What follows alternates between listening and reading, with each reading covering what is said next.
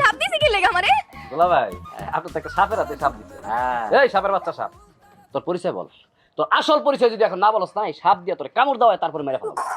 কইতাছি কইতাছি। এরপরে সাপের বিষ সারা শরীরে ছড়ায় পড়বে, তখন কি হবে? ওই তো মাসুদের বউ সাচ্ছে, এটার অপরাধে তার মৃত্যু।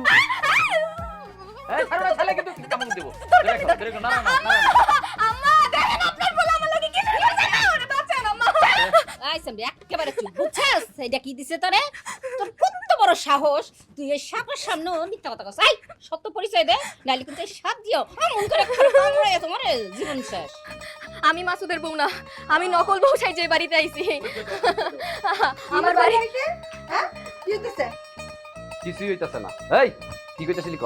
কই তোর বাড়ি কই ক? আমি নকল বউ সাই যে বাড়িতে আইছি, আমারে বাঁচান। আমারে ওরা সাপ দিয়ে মারার চেষ্টা করতেছে, আমারে বাঁচান। ধরা খেয়ে গেছে। কি ব্যাপার মাসুদ?